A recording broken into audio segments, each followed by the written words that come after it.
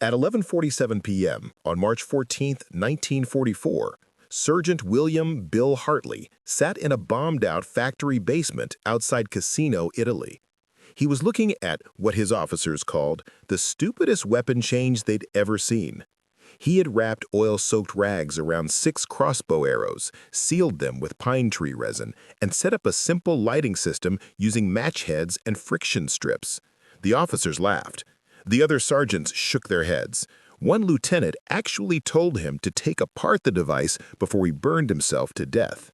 In less than 3 hours, Hartley would use that laughed-at fire arrow crossbow to burn 7 German officers in their command post, destroy their communication equipment, and create enough confusion to help 23 trapped American soldiers escape a danger zone they'd been stuck in for 6 days.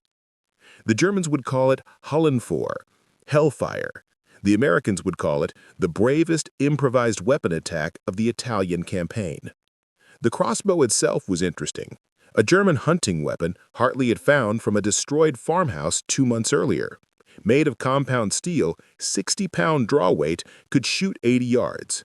He'd kept it as something unusual, using it sometimes for silent guard elimination when being quiet was important. But the fire arrow change, that came from pure desperation and a childhood in West Virginia coal country that taught him everything about burning, airflow, and how fire behaves in closed spaces. William Hartley grew up in Beckley, West Virginia, the third son of a coal miner who died of black lung when Bill was 14. By 15, he was working in the mines himself, following his father into the darkness that killed most men before they reached 50. The work was brutal, dangerous, and taught lessons you couldn't learn anywhere else. How to move in complete darkness, how to judge air quality by smell, how to understand weak spots in wooden supports, and, most importantly, how fire moved through clothed spaces, using up oxygen, creating backdrafts, turning wooden support beams into fuel. The mine owners called them fire bosses, men who understood burning well enough to prevent methane explosions. By 18, Hartley was one of them. He was 26 when Pearl Harbor happened, married with a daughter, didn't have to join the army because of his important mining job. He joined anyway. His wife didn't talk to him for a week. His explanation was simple: can't send other men to do what I won't do myself. The words sounded noble. The truth was more complicated. He'd seen too many men die in the mines because supervisors made decisions from comfortable offices. He wasn't going to be the man who stayed home while others fought. Basic training at Camp Wheeler, Georgia, showed talents the Army didn't know what to do with. Hartley was an excellent shooter, but not exceptional. Good with a knife, but not remarkable. What set him apart was problem-solving under pressure and an ability to use terrain and structures that confused his instructors. During one exercise, he got into a pretend enemy position by crawling through a drainage pipe the officers didn't know existed. During another, he took out 3 enemy guards using nothing but a length of wire and patience. His superiors wrote, "Unconventional thinker may prove useful in irregular warfare." The Italian campaign was irregular warfare perfected into hell. Hartley's unit, 2nd Battalion, 36th Infantry Division, hit the beaches at Salerno in September 1943 and hadn't stopped bleeding since. Anzio, the Gustavo Line, Monte Cassino, names that would haunt survivors for decades. By March 1944, they were part of the grinding assault on Cassino Town, a medieval maze of rubble and death, where every building was a fortress and every street a danger zone. The situation that led to the fire arrow mission developed over 6 days of terrible tactical failure. On March 8th, Captain James Morrison led a 2-squad patrol, 23 men total, into the industrial sector east of Cassino to gather information on German artillery positions. The mission briefing estimated light enemy presence. Intelligence was wrong. Morrison's men walked into a reinforced German defensive position, roughly 60 soldiers from the 1st Fallschirmjäger Division, elite paratroopers who turned a cluster of factory buildings into an interlacking fortress. The American patrol took casualties immediately. Corporal Eddie Vasquez, age 20 from El Paso, died in the first burst of machine gun fire. Private First Class Robert Chen, age 19 from San Francisco, took metal fragments to the legs and couldn't walk. The survivors, 21 men now, retreated into a partially collapsed factory building with a stone foundation and heavy walls. Good for defense, perfect for a trap. The Germans didn't attack. They didn't need to. They surrounded the position, set up machine gun nests covering every exit, and waited. No food would reach the Americans, no water, no ammunition resupply. The enemy could afford patience. Morrison radioed for relief. Division Command reviewed the tactical situation and delivered the verdict survivors would never forgive. Hold position. Relief force being organized. That was March 8th. By March 10th, the trapped men were rationing water by the capful. Morrison radioed again, more desperate. Men dehydrating, 2 wounded critical. Request immediate relief. Command response. Air support unavailable due to weather. Ground relief delayed by enemy strength. You're expendable. Hold until you die and we'll retake the position with your bodies in it. By March 12th, Private Chen was delirious with infection. Another soldier, Private Michael Kowalski, aged 22 from Detroit, had stopped responding to commands. Simple dehydration psychosis. Morrison's radio messages became pleas. Command's responses became silence. On March 13th, American artillery tried to suppress the German positions enough for an armored relief column to break through. It failed. 2 Sherman tanks were destroyed. 14 more casualties. The relief attempt was abandoned. Hartley heard Morrison's radio transmissions from the battalion command post where he was pulling guard duty. He knew Morrison. They'd served together at Salerno, shared cigarettes during the Anzio stalemate, argued about baseball and politics with the easy familiarity of men who trusted each other completely. Hearing Morrison's voice crack as he described men dying of thirst while Germans laughed from 50 yards away broke something in Hartley. When his guard shift ended at 6 p.m. on March 13th, he didn't return to his barracks. He went looking for the battalion intelligence officer. Lieutenant Peter Kowalski, no relation to the trapped private, was a former seminary student from Chicago who approached war with the analytical detachment of a chess player. When Hartley found him at 7:30 p.m., Kowalski was studying aerial photographs and shaking his head. "The German position is too strong," Kowalski said without introduction. "Reinforced stone buildings, interlocking fields of fire. They've got Morrison's men in a basement with 1 exit. Any relief force loses 2 men for every yard gained." Hartley studied the photographs. The German command post was visible, a 3-story industrial office building 90 yards behind the forward positions. Officers were observed entering and exiting. Communication cables ran from the building to forward machine gun nests. Stone construction, but wooden floors, windows on all sides. "What if someone got to that command post?" Hartley asked. Kowalski looked at him like he'd suggested flying to the moon. "Get to it? How? You'd have to cross 400 yards of open ground, bypass 3 machine gun positions, climb a fence, avoid roving patrols, and somehow enter a building with guards at every door. Then what? You planning to kill every officer inside with your bare hands?" Hartley pulled out his crossbow. Kowalski stared. "Is that a German hunting bow?" Hartley nodded. "Can you make incendiary devices?" Kowalski blinked. "Like grenades?" Hartley shook his head. "Like fire arrows. Medieval stuff, but with modern accelerants." What followed was 2 hours of the strangest weapons development session of the Italian campaign. Kowalski, despite his skepticism, was intrigued enough to help.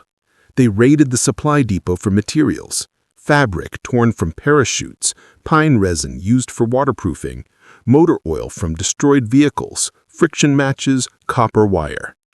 Hartley explained the chemistry his father taught him in the mines, how different materials burned at different temperatures, how to create sustained combustion, how to prevent premature ignition. The design was crude but practical. Wrap the crossbow bolt head in oil-soaked fabric. Coat it with pine resin for waterproofing and adhesion. Wire match heads around the impact point. When the bolt struck, friction would ignite the matches would ignite the oil-soaked fabric, the resin would ensure sustained burning. Temperature would exceed 1200 degrees Fahrenheit. Wooden floors would ignite, paper would curl and blacken, and in a confined space with German officers in wool uniforms surrounded by paper maps and wooden furniture, fire would spread faster than men could react. They field-tested one arrow at 11 p.m. in an abandoned quarry. The bolt struck a wooden beam, the match head sparked, flame erupted. Within 12 seconds, the entire beam was burning. Kowalski watched the orange glow and said quietly, "You're actually serious about this?" Hartley loaded another bolt. "Morrison's got maybe 12 hours before someone dies of dehydration. I'm not asking permission." Kowalski was silent for a long moment. Then, "The German patrol pattern changes at 2 a.m. Shift rotation, 30-minute window of confusion. That's your best chance." He pulled out a map and began marking positions. Machine gun nest here, here, and here. Roving patrol every 15 minutes along this line. Fence is 6 feet. Barbed wire top. Command post has guards at the main entrance. Side entrance here appears less guarded. Officers congregate on second floor. We've observed light patterns through windows. Hartley observed every detail. Distance to wire, 400 yards across broken ground. Distance from wire to command post, 90 yards through rubble-strewn alley. Total approach time, estimated 2 to 3 hours moving at infiltration speed. Mission window, 30 to 45 minutes before German patrols normalized after shift change. Expected survival rate if discovered, 0. At 11:30 p.m., Hartley returned to his barracks and wrote a letter to his wife. He didn't seal it. If he came back, he'd destroy it. He checked his gear with mechanical precision. Wire cutters, combat knife, canteen, compass, 6 fire arrows wrapped in cloth to prevent damage, the crossbow, morphine syringe in case of capture. He'd heard what the SS did to saboteurs. At 11:45 p.m., he left camp through a gap in the perimeter fence he discovered weeks earlier. Nobody saw him go. The night was cold, temperature around 38 degrees, with intermittent clouds obscuring a half moon. Hartley moved through the rubble of outer casino like a ghost, using bomb craters for concealment, diming his movements between moonlight and shadow. The ruins smelled of death. Unrecovered bodies decomposing in collapsed buildings, mixed with cordite, smoke, and the peculiar metallic scent of blood-soaked earth. Every step required calculation.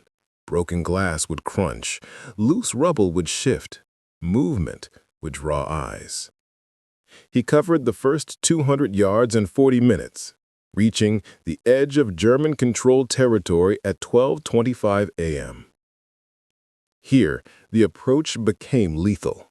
Open ground stretched ahead, a former parking lot now cratered by artillery, but offering minimal concealment. German flares rose periodically, turning night to day for 30 seconds at a time. Machine gun positions were visible as darker shadows against ruined walls. Searchlights swept random patterns, unpredictable and thorough. Hartley went to ground. Literally, he lay flat and began crawling, using a shallow drainage ditch that ran roughly parallel to his route. The ditch was 8 inches deep, barely enough to conceal a lying-down man, but sufficient if he moved during darkness and froze when light came. The frozen mud soaked through his uniform within minutes. His hands went numb within 10 minutes. But the cold was an advantage. It suppressed his body heat signature, made his breath less visible, kept him alert through discomfort. At 12:50 a.m., a German patrol passed within 12 feet. 2 soldiers talking in low voices about food and women. The eternal soldier's conversation. Hartley pressed his face into the mud and stopped breathing. Boots crunched gravel. One soldier paused less than 6 feet away. Hartley could smell cigarette smoke. The soldier said something in German. Hartley didn't speak the language but recognized the tone. Observation, not alarm. A rabbit, a shell fragment shifting. The soldier moved on. Hartley waited 3 full minutes before resuming movement. The barbed wire fence appeared at 1:15 a.m., a dark line against slightly lighter sky. 6 feet tall, with 3 strands of wire across the top, anchored to posts every 10 feet. The wire was new, recently installed based on lack of rust. Germans were thorough. Hartley pulled out his wire cutters and began the painstaking process of creating a gap. Cut too quickly, and the wire would snap with audible twang. Cut too slowly, and Dawn would catch him exposed. He worked each strand with patience his father taught him underground. Small cuts, pressure relief, controlled separation. 20 minutes and he had a gap large enough to crawl through. He slipped the wire cutters back in his belt and began threading his body through the opening, the crossbow and arrows wrapped across his back. The wire snagged his jacket. He froze, worked the fabric free, continued. His left hand scraped across a barb, drawing blood. He ignored it and pulled himself through to the other side. At 1:40 a.m., Hartley reached the alley that led to the German command post. The building loomed above him, 3 stories of industrial architecture, built when Cassino was a manufacturing town before it became a slaughterhouse. Light showed in second-floor windows. Shadows moved against drawn curtains. Officers reviewing maps, planning tomorrow's killing. Ground floor showed minimal activity. Side entrance was guarded by a single soldier smoking, his rifle leaning against the wall. The universal posture of the bored sentry. Hartley assembled the crossbow in shadows, hands working by feel. Bolt loaded into channel, string drawn and locked. He selected the first fire arrow, unwrapped it carefully, examined the match head's arrangement by moonlight. Everything had to work perfectly once. There were no practice shots in combat. The second-floor windows were 25 feet up, roughly 35 yards from his position, within crossbow range. The windows were closed, but the glass was thin, pre-war commercial grade. The bolt would penetrate. Inside would be wooden floors, paper maps, wool uniforms, and probably a kerosene lamp or two. Everything needed to turn the room into an inferno. At 1:47 a.m., the guard below lit another cigarette. The flare of his lighter illuminated his face for 2 seconds. Young, maybe 19, looking tired and cold. Hartley felt a strange sympathy. This kid didn't choose to be here any more than Morrison's trapped men did. War put them on opposite sides of weapons. But the kid wasn't the target. The officers upstairs were. Hartley raised the crossbow, sighted through the crude notch mechanism, compensated for the upward angle and distance. His breath steadied. His hands were cold but steady. Everything his father taught him about making hard decisions underground crystallized in this moment. You do what needs doing. No hesitation, no second-guessing, because hesitation kills everyone. He squeezed the trigger at 1:48 a.m. The crossbow string released with a soft twang, barely audible over ambient night sounds. The bolt flew, 3 seconds of flight time. The bolt struck the second-floor window, glass shattered. The matchheads ignited on impact. Orange flame erupted inside the room. For 5 seconds, nothing happened. Hartley was already loading the second arrow, hands moving with practiced speed. Then someone inside screamed. Not pain, surprise, and alarm. Flames were visible now through the window, spreading faster than he'd calculated, much faster. The pine resin was burning hot, igniting paper on the walls, catching on curtains. The screen became multiple voices, shouting in German. Hartley fired the second bolt into an adjacent window, more glass breaking, more fire erupting. The room was an inferno within seconds, flames reaching the ceiling, consuming oxygen, generating heat that cracked more windows. Black smoke poured out into the night air. The guard below dropped his cigarette and stared upward, frozen by confusion. Was this an air attack? Artillery? Hartley fired the third bolt into the guard's building entrance, aiming low, hitting the doorframe. The match hit, sparked. Flames spread across the wooden door, cutting off the entrance, trapping whoever was inside. Now the building was chaos. Officers stumbled into windows, silhouetted against flames, beating at burning uniforms. One man tried to jump, fell, didn't get up. Another appeared at a window, fired his pistol blindly into the night. He couldn't see through the smoke, couldn't see anything except his own death approaching. Hartley fired the fourth bolt into a ground floor window where he'd seen movement. The bolt penetrated. Someone inside screamed, a sound that would haunt Hartley's nightmares for decades. The screen cut off abruptly. Fire spread through the ground floor now, feeding on wooden furniture, paper documents, creating a chimney effect that sucked flames upward through the building. The fifth bolt went into another second-floor window. The sixth into what looked like a communication room based on the antenna wires running to it. Every bolt found its target. Every target became an inferno. The building was fully engulfed within 3 minutes of the first shot, flames reaching 30 feet high, visible for miles, turning night into orange day. And then the real chaos began. German soldiers poured from nearby positions, not understanding what was happening, shouting orders that contradicted each other. Officers stumbled from the burning building, uniforms smoking, trying to direct firefighting efforts that were futile. There was no water, no equipment, just men beating at flames with coats and blankets. The machine gun positions that had kept Morrison's men trapped went silent as the crews abandoned posts to respond to the fire. The interlocking fields of fire collapsed. The carefully coordinated defense disintegrated into running men and confusion. Hartley didn't watch. He was already moving, dropping back through the alley, crawling toward the factory building where Morrison's men were trapped. He reached their position at 2:05 a.m., hammered on the steel door in the agreed-upon pattern. 3 fast, 2 slow, 3 fast. The door cracked open. Sergeant Eddie Malone's face appeared. Gone from dehydration, eyes wide with disbelief. "Hartley, what the hell?" "Move now," Hartley whispered. "Germans are distracted. You've got maybe 5 minutes."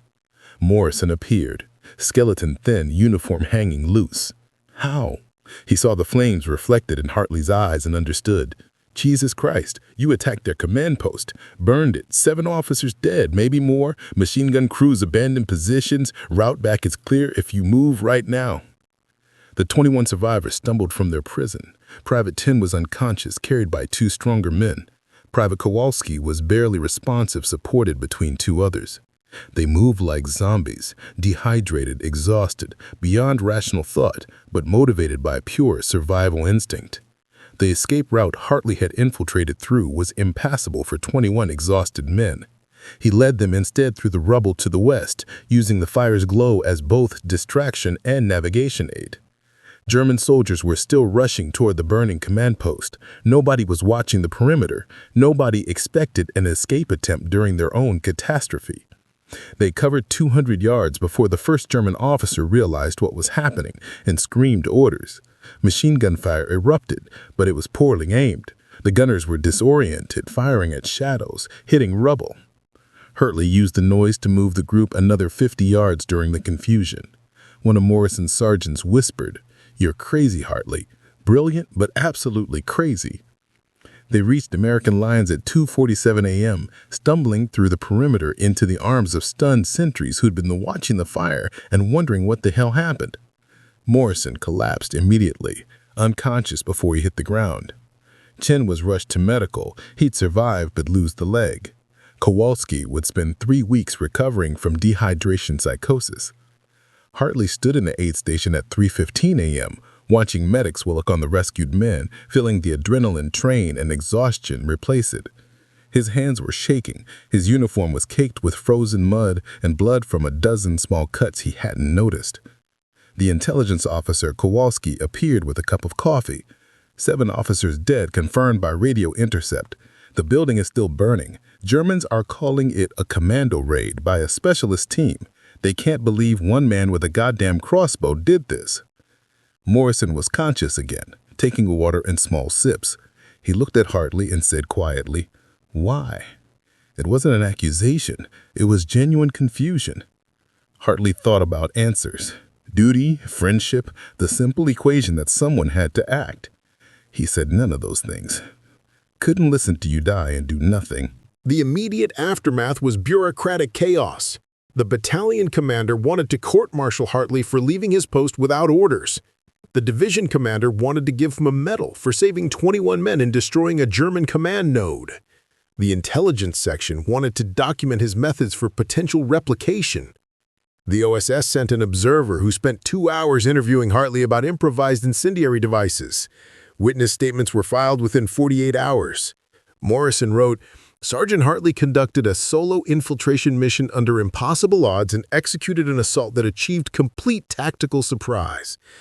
His actions directly resulted in the survival of 21 American soldiers who would otherwise have died in captivity." 15 other soldiers provided similar statements.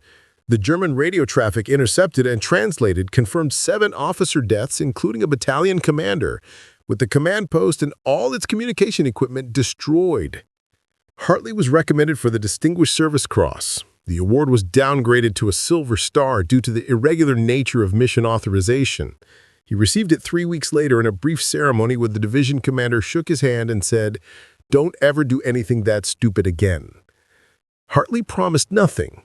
The freed prisoners had varied fates. Captain Morrison returned to duty within a week, led his company through the remainder of the Italian campaign, and survived the war. He returned to his law practice in Pennsylvania and named his son William after Hartley. Private Chen lost his leg but survived, returned to San Francisco, married his high school sweetheart, raised 4 children. He kept Hartley's photograph on his desk for the rest of his life. Private Kowalski recovered from dehydration psychosis, returned to Detroit, worked in the auto factories, and attended every 36th Infantry Division reunion until his death in 1987. The mission's impact extended beyond the individual men saved. Army intelligence documented Hartley's improvised fire technique. OSS field manuals added sections on expedient fire weapons. 3 similar missions were attempted in subsequent months. 2 succeeded, 1 failed when the infiltrator was discovered before reaching his target. The Germans, for their part, reinforced command post security throughout their Italian positions, added fire suppression equipment, and issued orders against wooden construction in tactical headquarters. Hartley survived the war. He fought through the rest of the Italian campaign, crossed into southern France during Operation Dragoon, entered Germany in early 1945. He was in Bavaria when the war ended, aged 29, somehow still alive when so many weren't. He returned to Beckley in July 1945, walked into his house, picked up his daughter who didn't recognize him, and held her for an hour without speaking. He didn't return to the mines. The war had shown him enough darkness. He used his GI Bill to learn carpentry, opened a small furniture shop that specialized in custom cabinets. The opportunities for a home and career were many more after the war than before it. The work was honest, quiet, creative in ways that mining never was. He rarely spoke about the war. When neighbors asked, he deflected. Did what everyone did, nothing special. But every March 14th, his phone rang. Morrison calling from Pennsylvania, Chen calling from San Francisco, Kowalski calling from Detroit. Other voices. Men who'd been in that factory basement watching their friends die of thirst until fire lit the night and salvation appeared in the form of a West Virginia coal miner with a medieval weapon and no respect for probability. Hartley died in 1983, age 67, of heart failure. The funeral in Beckley drew more than 200 people. Morrison traveled from Pennsylvania to deliver the eulogy. Chen came in a wheelchair from California. Kowalski's son attended. His father had died the year before but made his son promise to represent him. 15 other men from the 36th Infantry Division attended. Old soldiers in their 60s, standing in the cold rain to honor the man who proved that impossible was just another word for difficult. Morrison's eulogy was simple. Bill Hartley taught me that courage isn't the absence of fear, it's the decision that something else matters more. In his case, it was simple. He couldn't let us die. That choice saved 21 lives. It saved mine. He went home after the war and built furniture and raised a family and never once claimed to be a hero. But heroes are defined by actions, not words, and Bill's actions spoke clearly enough. The rescued prisoners created a legacy of quiet gratitude. Chen's children learned their father's survival story and understood why he kept that photograph on his desk. Morrison's son William became a firefighter, drawn to emergency service by stories of desperate rescue. Kowalski's grandson wrote a college thesis on improvised tactics in World War II, using his grandfather's experience as a primary source. Military historians have analyzed Hartley's mission in the decades since. The consensus: it was tactically reckless, strategically unnecessary, and succeeded only through a combination of skill, desperation, and extraordinary luck. A similar mission attempted by special forces under controlled conditions had a projected success rate of approximately 15%. Hartley succeeded where trained commandos might have failed because he didn't approach it as a military operation. He approached it as a mining problem. Identified the structural weakness, exploit it with available tools, and don't overthink the solution. The fire arrow crossbow itself exists now in the 36th Infantry Division Museum in Texas, preserved behind glass alongside Hartley's Silver Star citation and photographs of the burned German command post taken after Cassino's capture. Visitors often ask if the story is real. Museum docents point to the witness statements, the after-action reports, the German radio intercepts, the testimony of 21 men who were hours from death until a man they barely knew decided their lives were worth his. Modern military doctrine includes sections on improvised weapons and expedient tactics influenced in part by missions like Hartley's. Special forces train on historical examples of successful, desperate actions. The lesson isn't to encourage reckless heroism, it's to understand that sometimes the impossible becomes possible when someone refuses to accept that designation. If you found this story of desperate innovation and impossible odds compelling, please like this video. Subscribe to stay connected with these untold histories of ordinary men who accomplished extraordinary things. Leave a comment telling us where you're watching from. Thank you for keeping these stories alive.